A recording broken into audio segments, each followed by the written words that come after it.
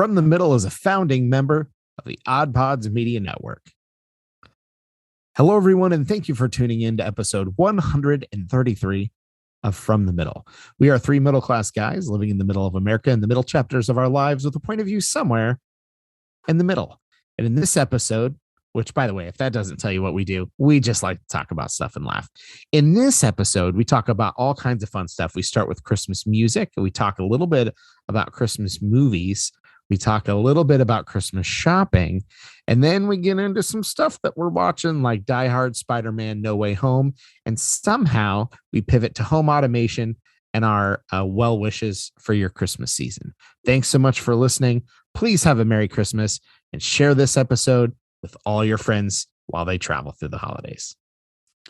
And I just wanted to add that we also talked about correcting grammar and stuff, and you would say episode number 133, not 133. I just wanted to.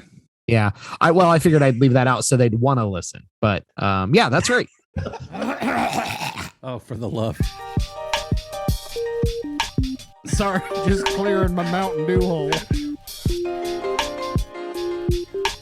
I got my phone hole cleaned today. That's where you keep it? You're so cerebral and you're so developed and evolved.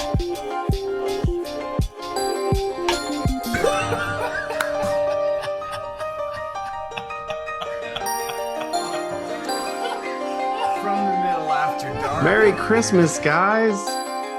Hey. Merry Christmas. How are you all doing? Merry Christmas. Good. You're drinking out of a fancy mug. You're wearing the festive hat. You've got a Star Wars Christmas shirt on.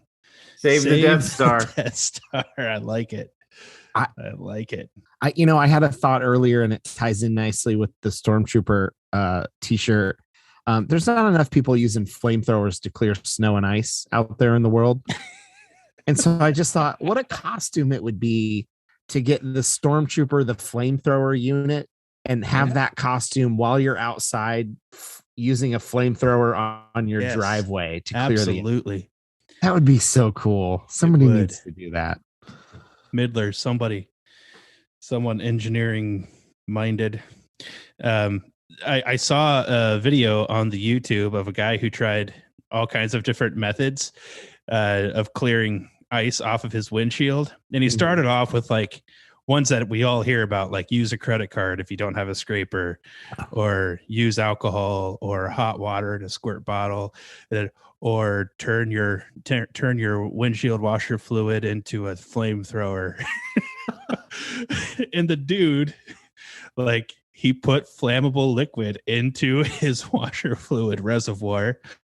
And then he created a device he used like a stick lighter, popped it up through his hood right in front of the windshield washer fluid dispenser that's on his hood, and then like attached that to a button on the inside so he could turn the fire on and then spray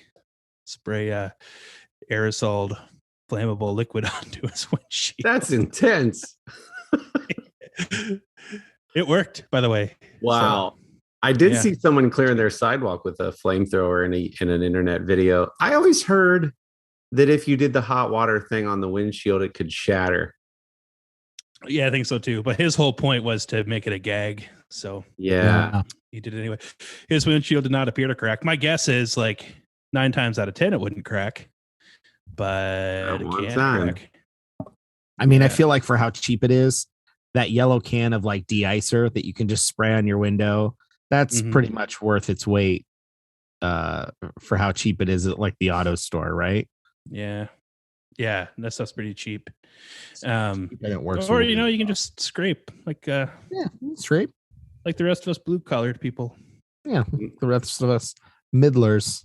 Yeah. Well, I am excited. I've been listening to a ton of Christmas music. I'm just going to come out and say it. I am a Sia fan, and I don't care who knows it.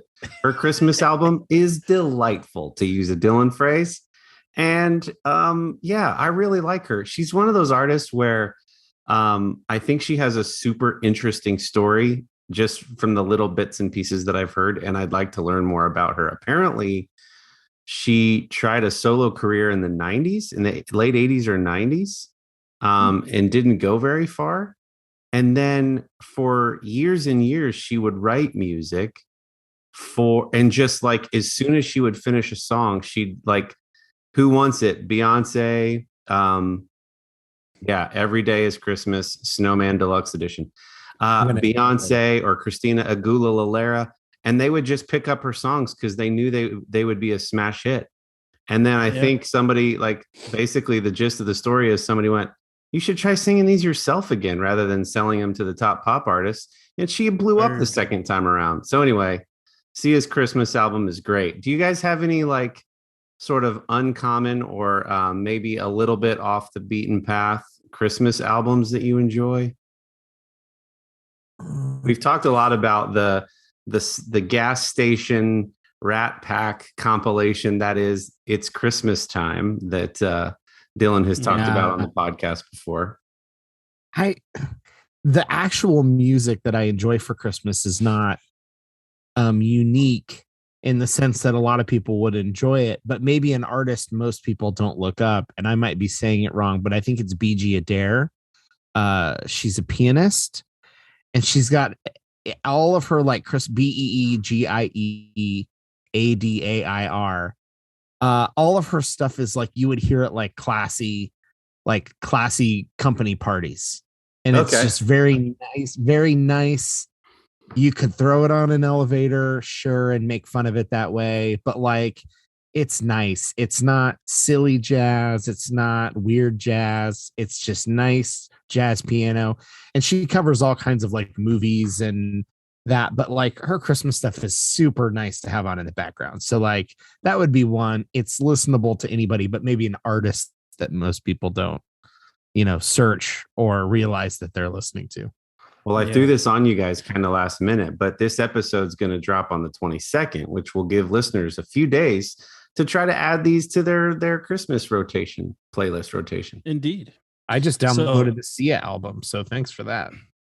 I just recently subscribed to Apple Music, and I've talked about before how I tend to be a full album guy, except Christmas music is kind of different, right? That's kind of more of ambiance. Like you can go through a playlist on that. So although I'm normally not a playlist guy, this Christmas I have found a pop Christmas playlist that's on Apple Music that has introduced me to all kinds of stuff that I didn't know existed. So, because before I was like, Michael Bublé and Mariah Carey, like everyone else, right? Yeah. And Trans-Siberian Orchestra, of course. And but now, like Kelly Clarkson has a song that I've heard a bunch of times now called "Christmas Isn't Canceled, But You Are," which is an upbeat breakup Christmas song, which I like. Taylor Swift has stuff out there that I didn't know she had. Ariana Grande. Apparently most pop artists, it seems, are doing Christmas stuff, and I had no idea. Yeah. So. Almost everyone. It's funny how in a kind of a shuffle mode, celebrities you had no idea that would have done it. I think it's what you said. It's so easy for everyone to make one. The music's there. They can go in and make their own version of it. It's not under copyright because they do these old songs. There's tons of pop artists have their own. Ben Rector is another one. Ben Rector Christmas is great. I know there's some middlers that are Ben Rector fans too. The single Merry Christmas by Ed Sheeran and Elton John is pretty good. Yeah. Yes, it is. And I've heard the music video has just a lot going on in it. I haven't watched it yet. But Dylan, I thought you'd get a kick out of this. I was in the car with the kiddos the other day and played the John Denver and Muppets 12 Days of Christmas that we used to listen to as kids. And Miss Piggy really extends her 5 golden rings because each character does a different line of the song. And she really drags out her 5 golden rings bit to make it all about her. Oh, such fun memories of listening to that in the van when we would drive around and look at Christmas lights in Bluffton. Yeah. It's funny that you say that with the Muppets too. We did kind of a holiday luncheon with my immediate sales team and our boss, and we did some trivia. We actually did Jeopardy, and one of the questions was, or something like, no, it wasn't Jeopardy. It was a different game. We did play Jeopardy. One of them was you had to name 3 Christmas Carol characters, and my brain could only think of a Muppet Christmas Carol, but not the characters they played, just the Muppets. Yeah. So my brain just kept going through, well, Kermit's a main guy. and I couldn't, and so nothing. I couldn't think of any. I thought of 0 because I just kept thinking of Muppets that I knew were in that movie. So Wow. yeah, I do enjoy the John Denver 12 Days of Christmas, though. It is like kind of absurd how much Piggy makes it about herself, but of course that's what makes it funny. Yeah, that is a classic. There's a speaking of that song is on an album that I listened to a lot in college by a slightly known pop punk band called Reliant K. They have a Christmas album called Deck the Halls, Bruise Your Hand. that I rocked out to a lot back in the day. Good times. In the day. And one of my favorites that I've come across, I forget the name of the song, but it's a duet between, I'm not big into celebrity marriages. I really don't care, but I do have a favorite celebrity marriage, and that is Gwen Stefani and Blake Shelton. Yeah. I think that is remarkable that those two are together and that they do music together. And I think it is awesome. I was independently a fan of each of them, especially Gwen Stefani, especially the No Doubt days, because I was a ska nerd at the time of No Doubt. But man, to see the country guy and Gwen Stefani, you would never guess it, and it happened. And they have duet Christmas stuff out there. That's fun. You know, this is the second time you've mentioned Blake Shelton in as many weeks, and I think you might have a man crush on Blake Shelton, which is fine. I have one for Michael Bublé, and he comes out of his cave with his Christmas album every year, just this time. Yeah. And I love it. And I haven't even watched his holiday special yet. He had one on like NBC the other night, and I missed it. Wow. Tragic Kingdom by No Doubt was my first secular CD album that I purchased with my own money, I believe, with Don't Speak on it. And yeah, that was everything in grade school.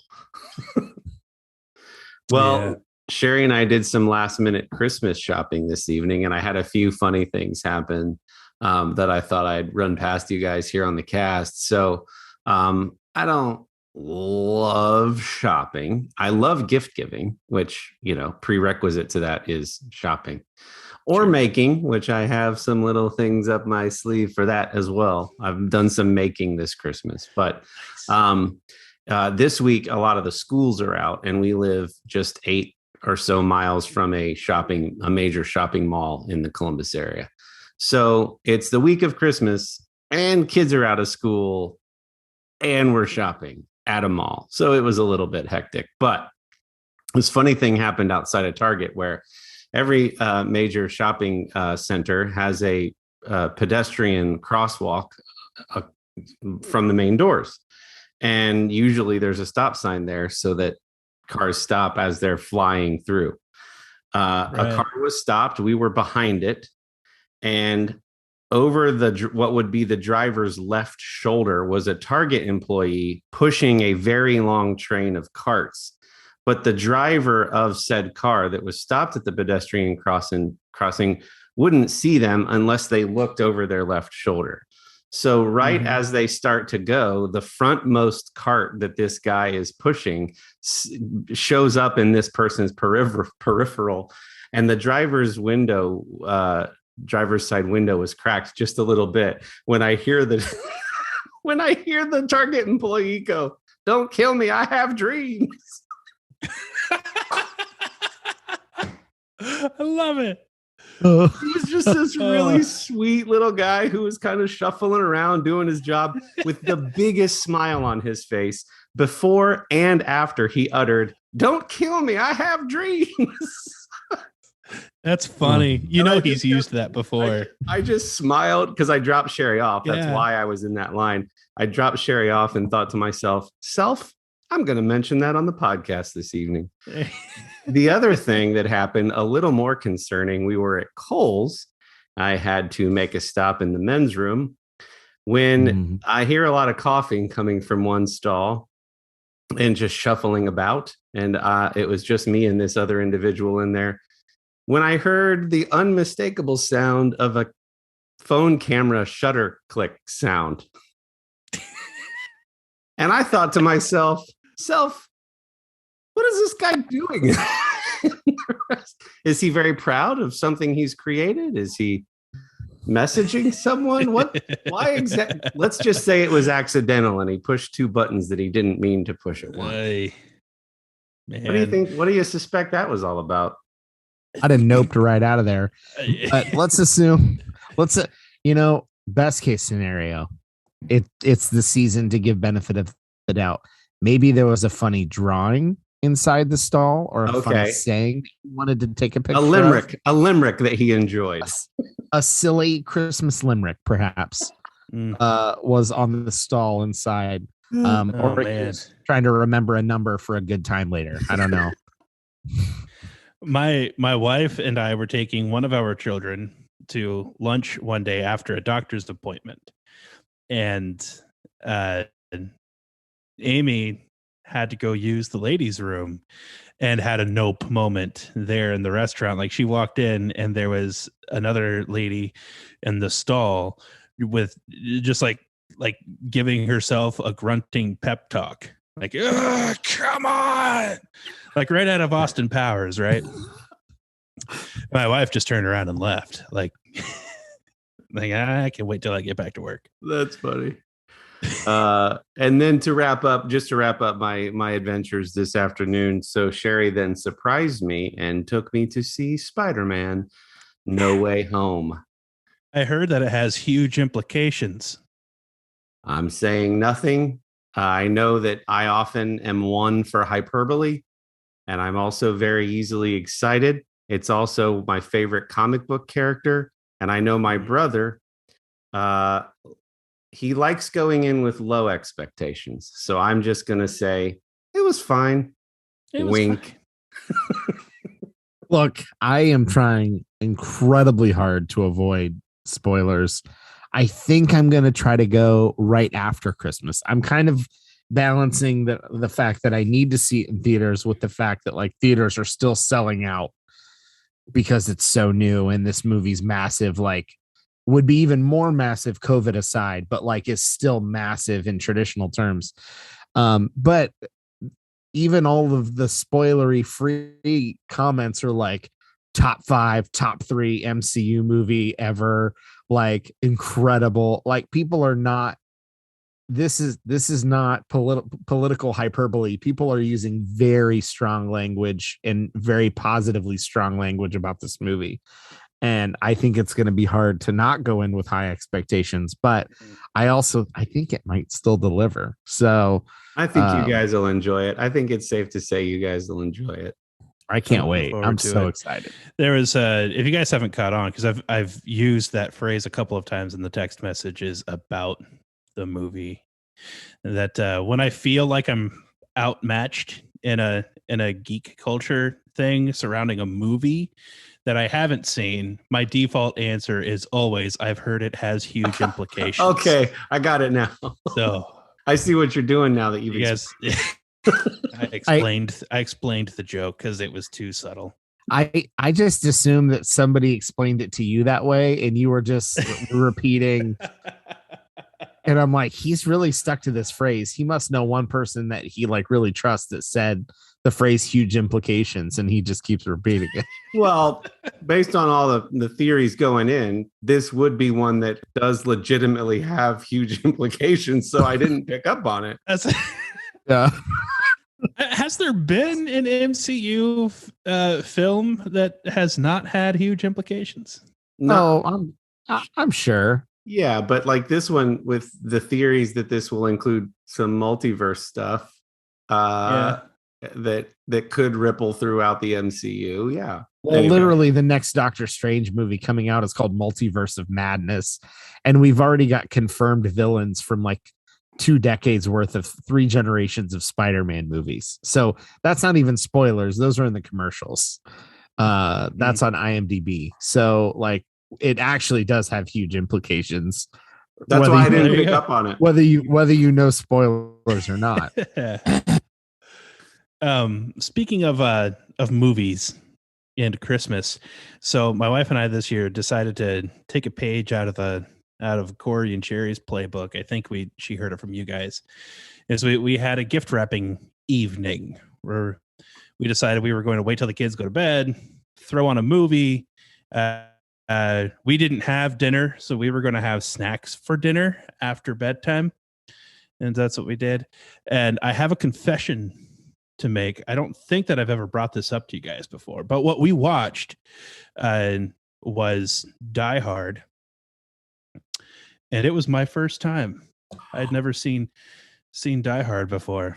One of the greatest So- Christmas movies of all time. So I hear, and it was a wonderful movie. I would like to watch it again when I'm not as distracted. Yeah. But that talk about a movie that has huge implications. Die Hard. You know, as much as people talk about Die Hard and how good of a movie it is, there so few people mention Alan Rickman, and he's an incredible villain in that movie. He's so good. And I think it's just assumed because the people who've already watched it know he's in it and know he's good. But like when I hear people pitching it like, oh, it's the best Christmas movie, and then they go, people aren't ever saying like, because Bruce Willis and Alan Rickman play so well off of each other. Like that's never in the discussion. But Alan Rickman is awesome in that movie. Yeah. So it was, I didn't know that Carl Winslow was in that movie. Yep. So Reginald Vell there? Johnson. Yeah. Why he was there and not in Chicago where he normally polices. Isn't that where show? Yeah. I think so. And this will be the Yeah. second week that I mention the Netflix series, The Movies That Made Us, because they did an episode on Die Hard and how Die Hard was one of the first movies to have sort of a regular guy hero. The movies up until that point during the 80s and into the early 90s, it was Schwarzenegger and Van Damme and Sly Stallone, these super buff, jacked guys. And the first time in a test theater, I think that they saw Bruce Willis as the lead, people started laughing because he was on a sitcom where he's kind of a smart alecky kind of comedic character up until that point. And so they took his face off of a lot of the posters because they're like, people aren't reading him as a serious action hero, at least initially. And so they made it more about that famous building in LA, Nakatomi Tower. And then as it started getting popular, they put his face back on the poster again because people were now liking the idea that he was sort of an every hero. And then for who you mentioned, Dylan, that was his first role as I think he went right from plays and like I'm blanking on his name now. You just said it. Snape. Alan Rickman. Yeah. Alan Rickman had gone from like plays and theater, and that was really one of his first films. So super fascinating. Love that documentary. It like adds value to the shows that you already love. But it's so funny you mentioned that, Kendall, because Sherry and I, it's funny because you gave us credit for the idea. But we were just the other day like, you know what sounds good? Let's watch through all the Die Hard movies this Christmas break. so we just started ourselves. Yeah. And we finished the first 3. Nice. And now we're going to watch the newer ones. Where he's no longer an everyman hero and he's become a Superman. He's become the Superman. Yeah. Yeah. Yeah. The first one's definitely the best one. So good. Am I breaking up for you guys at all? Okay.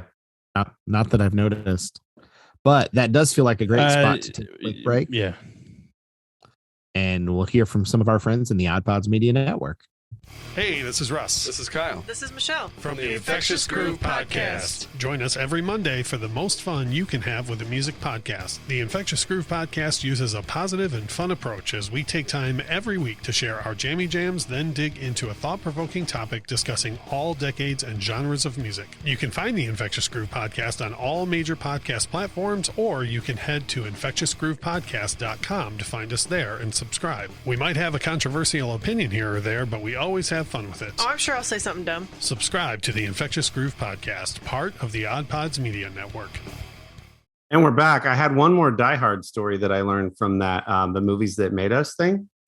So the famous scene where Bruce Willis drops Alan Rickman off the top of the tower. Spoiler alert, it's like a 40-year-old movie. If you haven't seen it already, I don't feel bad. Think you need that. The stunt coordinator told the guys that were going to be dropping Alan Rickman, tell him you're going to count to 3, but let him go on 1. So that his reaction, because he was just falling, I think it was still like 20 or 40 feet into a big inflatable mat. But still, if you hear from a stunt coordinator, we're going to count to 3 and then on 1. So his reaction is the first reaction and is very genuine.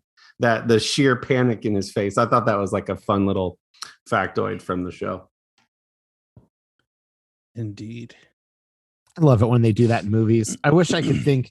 I've read this reference before where I think maybe it was Indiana Jones. I'm gonna have to look this up and then share it on the Midler page or whatever. There's some movie where a girl is like in some kind of body of water with a skeleton.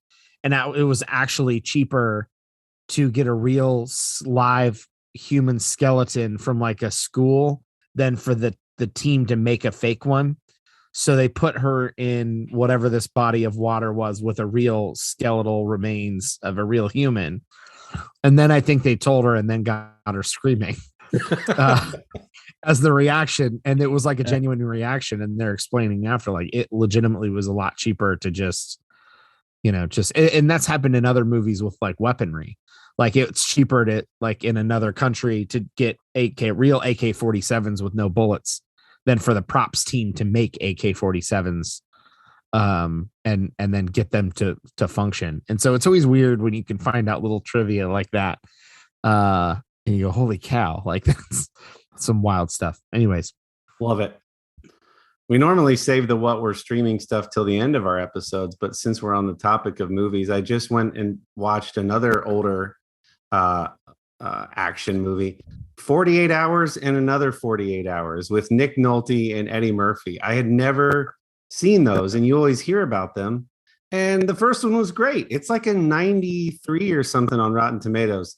The second one, not so much. They tried 8 or so years later to remake the magic from the first. A lot of language and a little bit of nudity, but it was one of those 80s, 90s classics. And then in a complete departure on Paramount Plus, the Mark Wahlberg movie Infinite, where the idea of reincarnation, but you can remember all your previous lives and the skills that you learned.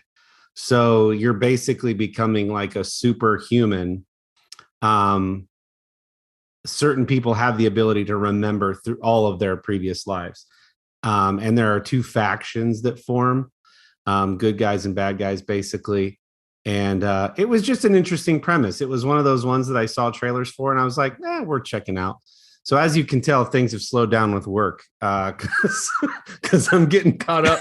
I'm getting caught up on some movies and stuff. Don't you guys love that when it's like end of year type stuff and your boss is like, hey, I'll see you after the first of the year or whatever. And you didn't expect the extra days off. I know, you know what I'm talking about, Kendall. I have not had that job ever in my entire life. even before the worship leading stuff, it was, I've done like retail and customer service and automotive, it's the antithesis, whatnot. And it's like, so what I'm used to is if people are traveling, I'm super busy.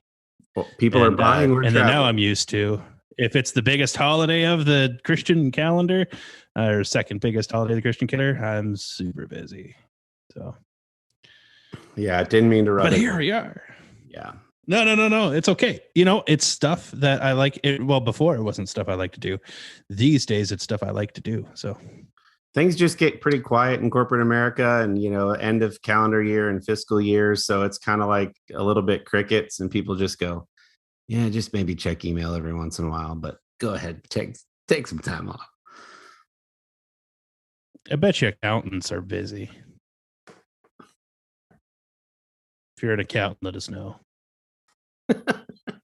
I can't. They're too things. busy. Oh, They ain't listening to this podcast. that's right. So we've talked before They're about too smart. We've talked before about our quirks, and like very early on in this podcast, I talked about how like I feel compelled to correct spelling or grammar mistakes in a text message. You guys know you get the asterisks afterwards. And sometimes I try real hard and I'll even say, not going to do it. Just going to leave it. ... Not going to leave it. Just going to. Nah. Anyway, I think I reached a new level with this sickness because the other day I was texting my wife. We talked in the last episode about how her birthday's on the 23rd of December and Christmas. She checks the Amazon. She knows the credit card. You said, just get yourself your own Amazon account, check. And I got a prepaid Visa. So she knows the main transaction, but she doesn't know the subsequent transactions. So I was writing to let her know, hey, just FYI, I went ahead and got a prepaid Visa. You're going to see.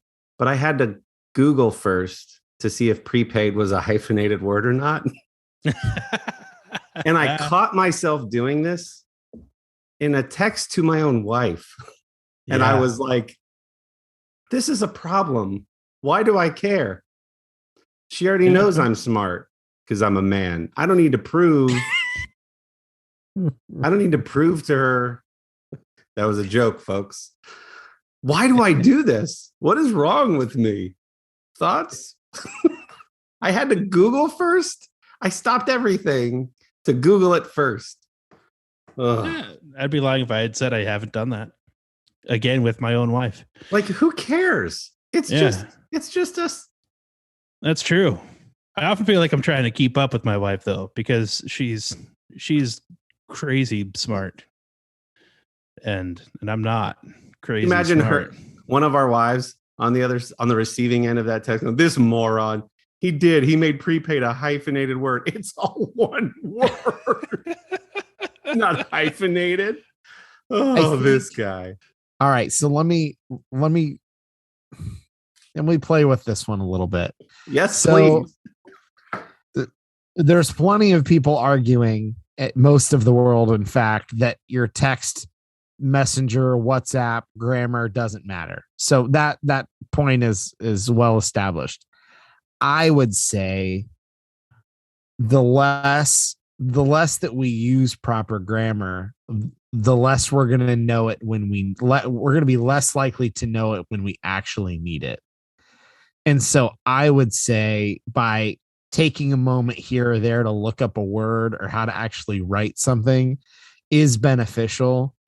I think all three of us are on the wrong side of the argument, because 98% of the world be like, dude, it's a text message. But I think there's some value in it, because I know that there are words that, because I've looked them up or because they've been in one of our podcast episode titles, I've had to be conscious about how to spell it. And then I've used it again. And I know, and I remember, because I've had to look it up fairly recently. So I think that's the argument. And it's not that everyone has a podcast and is making titles, but I think there's a little bit of room for some grace there, where it's like, we're going to use some of those words again, and let's in professional settings. And it's not the worst thing to know how to use them in the right way, how to actually spell them. That would be my argument in support of you. Okay. If you want to know. And as a quick aside, in case the listeners didn't already put this together for Kendall, who does our titles every week, is poor Kendall. He has to sit through us going, I think that's hyphenated, or I don't think you capitalize that. Which version of capitalization are we using? Are we using the MBA standard of capitalization? Because then the conjunctions would not be capital. I mean, geez, Don't forget your Oxford comma.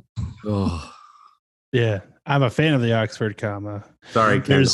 No, it's okay. It's okay. It started off where I wouldn't worry so much about it. I remember like early on, I would give out title suggestions and things, and I wouldn't capitalize anything because at that point I figured like I'm just communicating with them. I assume they know that I'm going to like capitalize it, and if I don't know, I'll look it up. But it was getting corrected immediately, which is perfectly fine. So now I do capitalize when I throw out suggestions. It is funny. I have noticed I don't know if I've told you this. I think I've told you this before. There's been a couple times in descriptions where you've corrected a punctuation thing for me, but you corrected it. You miscorrected it is the thing. Which is that after a quotation, the comma always, or the punctuation mark always goes inside of the end of the end quotation thing. Yeah. And so like I write the description and then you post it on Facebook and I would see that you had like fixed that. And I was like, nope. That was right. Such issue. But even then, like I can see like grammar can be so confusing because there's instances with quotations where like depending on how you're using them, you're not actually using them as this is what someone said. You're using them as like a circumstantial kind of thing, you know. Mm-hmm.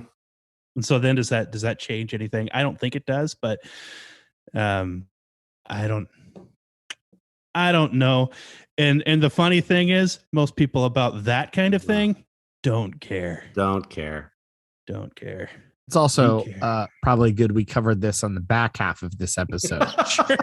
And if it's helpful, you can use things like Alexa, Siri, and ask them to spell words for you and define words for you, which I do frequently on top of things like tell me what the overnight low temperature is going to be. You know, what's the weather like in such and such place? So use them to help you spell and define words because that's what they're there for. And you can save time Googling because you can ask them while you're doing something else. So Dylan, do you have Alexa?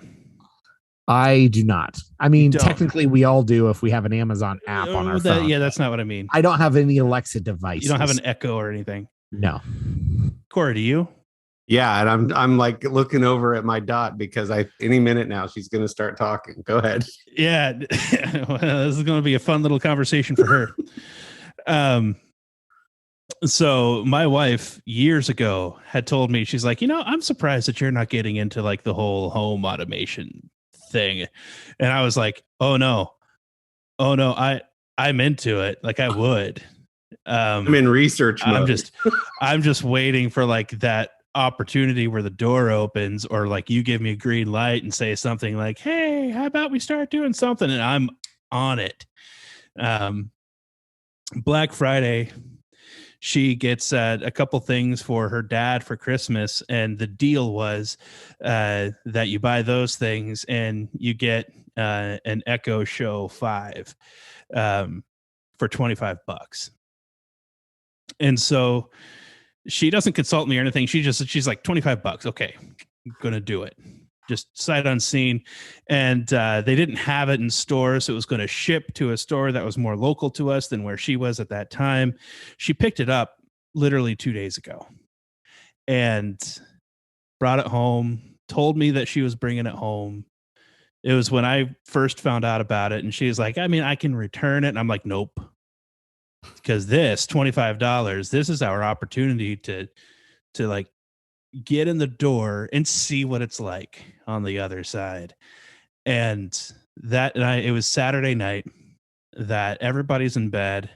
I've got to get up at 4:30 in the morning, but I don't care. And I'm like programming things. I'm linking our Ring account. I'm linking our printer. I'm linking. We have a smart door lock. I'm linking that, and I'm figuring out all the stuff I could do. Like, it is like I go to bed like midnight, and I'm just like trying to talk my wife's ear off about it, who's like sound asleep, and then I'm completely geeked out on Alexa right now. I like it. I feel like Tony Snarks over here. It's a little Key and Peele valet for you. The stuff you but like I feel like I'm missing out amazing. on so much. It's incredible. Yeah. Absolutely life-changing. I just got one within the last handful of months, and I've been playing with it. And the stuff that you can do, even like sequences of things, right? So like you can have it if you ask that thing, I'm trying to not say the name. If you ask that thing to play music, it doesn't know necessarily which service you want to use to do that. Do you want to do that through Spotify? Do you want to do that through Apple Music? Do you want to do that through Amazon Music? You can also set up your favorite news stations or what weather you want this thing to look up. But you can group all that together so that when I say whatever good morning, she'll go through the series of those steps, those pre-programmed steps, and give me weather, news from my predetermined news apps, and then just start playing music through one of my predetermined music apps. And then, like you said, all the home automation stuff. It's fun. And then you can say, tell me a fart joke, and she'll do that too. Or like trivia just for fun. I was playing Name the Capital of the States the other day. Yeah, it's pretty fun. Or play the From the Middle podcast. I tried that. It works. Like I can be sitting on the couch. I did this, eating a bowl of soup with both hands and controlling the TV with my voice. Never been able to do that before. Even most smart TVs that have voice control, you still got to pick up a remote and push a button. Not with her. She's magical. Have you paid $5 for the Samuel L. Jackson voice? No, Did you know that was a thing? I'm going to when we hang up from this call. I want to talk to somebody who's done it to see if it's worth it. If you actually get his voice on, like if it's just a 100% swap that you get him talking to you instead with attitude, I'm so on board. Or if it's just here's 2 jokes that he'll tell. Yeah. I'm not paying $5 for that. Sure. That's really fun. Yeah, I've enjoyed it so far. I think the capability is a lot more than what people with iOS devices are used to with Siri. The voice recognition, the communication is leaps and bounds better than Siri. Yeah, it just is, which makes sense because for Amazon, like that's the bread and butter is entirely on that communication between you and her. So, versus Apple that has a million other things to worry about for their bread and butter. So it makes sense. But yeah, so if you're thinking that it's like useless because you have Siri and she works okay, like Alexa's far more intuitive. So I mean, I was watching TV with her and I know with her. I know. Well, I want to pick up on that after you're done. and like I was telling her change the channel on TV to channel 10 or whatever. And then I just said, turn the volume up to 13. And I picked a bad number. I'm sorry. Turn the volume up to 12. Turn the volume up to 10. There we go. And I hadn't, you can like that same command would turn the volume up on the Echo device. But it was like the intuitiveness that like she understood I was watching TV. Yep. And so that must be what I meant. Like it just worked. Yeah, it's cool. And I got mine to sync to the Bose SoundLink. So the device itself has decent speakers, but I much prefer to hear it through the Bose speaker. So I'll tell her to connect to that, and then all the same commands work, but she's now just doing it through a Bose speaker instead of anyway, Sherry hates it, right? She's like convinced that she's actively ambiently listening and like recording stuff and sending it to the man. and hates that I call it her like you just did. I was watching TV with her. So she's like, why do you, it's so gross that you're just saying her. And I'm like, well, it's a female's voice. And I kind of like to pretend like I'm Tony Snarks and I'm talking like... Well, if you can change it to Samuel L. Jackson, you can just say I was watching TV with Sam. Because then you don't have to worry about, I wonder if you have to say Samuel L. Jackson every time. Yeah. It's just like a fun personal assistant. Like that, by definition, that's what they want it to start to feel like. Now we're talking about the metaverse. You know what would come out a little more smooth than Samuel L. Jackson is if you could pick the name that you wanted Samuel L. Jackson's voice to respond to, and then you could use Nick Fury, and that would come out just a little bit faster. Yeah. And then I would be in the Marvel Cinematic Universe. There you go. Back in the days of the Garmins, I wanted to change the voice to a British female so that I felt like James Bond. Yeah.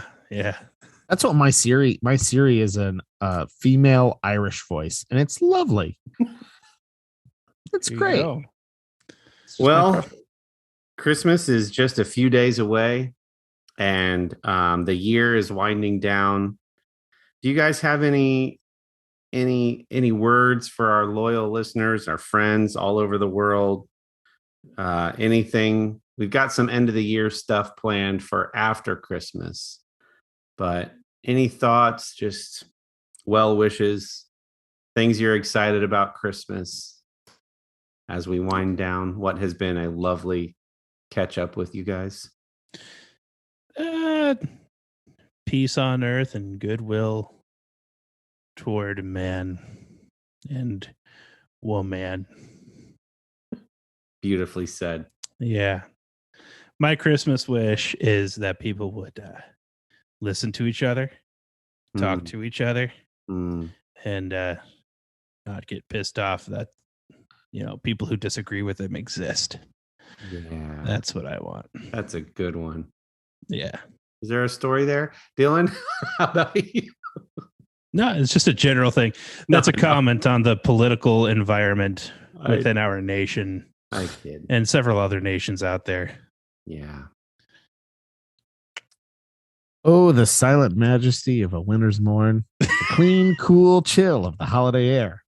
An a-hole in his bathrobe emptying a chemical toilet into my sewer.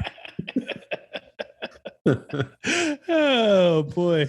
I couldn't help myself. It's still my favorite. Well, yours was better. What about you there, Kory? I'm just excited to spend some time with extended family and just have some time off work. It's been a year, a busy one, and so it feels like a well-earned break, and just ready to sit back and not do a whole lot and watch Christmas movies. I'm really excited about to give some gifts that I've been being sneaky about. So yeah, I just, you know how it is, guys, like the smells and the favorite foods and the favorite movies. And it's just, I'm just going to try to take lots of mental pictures. I just love watching the kids open their gifts and play with their toys. And yeah, I'm just really looking forward to it. I hope everyone, if you are going to be out and about, do it safely and responsibly, be a good citizen.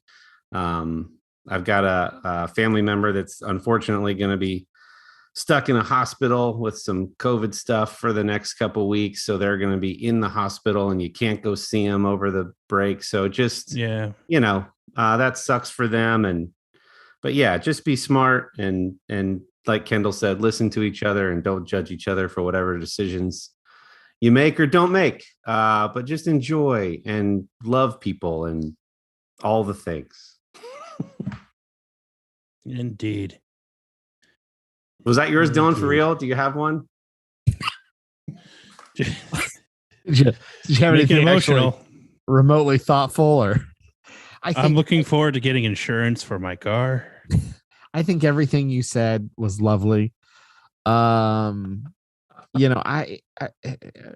need heavy. We don't need heavy at the end of this, right? Like, do you feel like that meme where the the house whose next door neighbor has like the 2 million light Christmas light display, and then they just have a sign in their front yard that says ditto.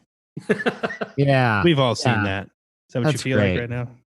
Look, that's exactly right. I agree. Everyone be safe. Everyone have fun. Make good decisions. We're all adults, and let's all just try to enjoy the holidays as much as we can. Right? That's the thing.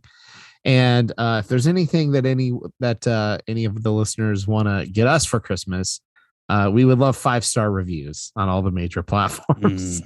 Spotify, for the few folks that listen on Spotify now has ratings. If you like to listen on a desktop, maybe iTunes or Podchaser, you can rate us and review us there. Apple is super popular among our listeners. I'm a big fan of Good Pods. Super cool app. Good Pods, awesome for listening. You can review and rate us there. So that's what we want for Christmas. And then share those episodes, your favorite episodes with friends. Everyone's going to be traveling. Make sure to share those. I can't wait in the coming weeks. On top of Christmas, super spoiled. Hawkeye is almost done. Sad, but it's been a super cool series. The Book of Boba Fett starts. If you haven't yet, head to our YouTube channel. Kory did an awesome Tangents episode on Boba Fett, and more people are gonna be watching Spider-Man and all kinds of cool stuff. And so there'll be lots more to talk about as we get through the holiday season. So rate, review everywhere, share your favorite episodes and links to things with your friends, and help us out that way, because we do all this for free and we have fun, and we hope you love it and enjoy it. And all we ask is that you rate and review and share it, and that's it. And thanks, Artius Man and Stello Mints, men's grooming products and CBD mints, artiusman.com, stellomints.com, promo code the middle at both sites for different discounts. They're awesome. 10% at Stello Mints, 25% off your first order at Artius Man. Really appreciate you guys. Or is it 20%? Whatever. It's a discount. You're going to love it. You're going to save. If you're on YouTube, head to the About section. All that stuff is already there. It's also in the description. Also in the description. Just go down into the description, sir. I just got my 5-pack of peppermint Stello, my replacement pack, because I was all out. My wife immediately took a tin and put it into her bag that she takes places.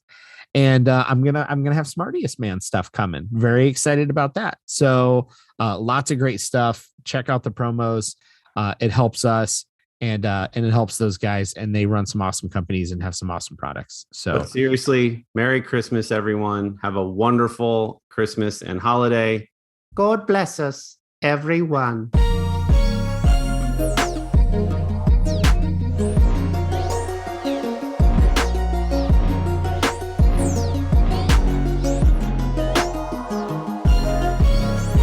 With all of the saxophones, even the soprano has them. You wear a neck strap when you're playing a saxophone, and the joke was always wear a neck strap, practice safe sax. Nice. That was always the thing. That's going in the episode. A little nerd joke.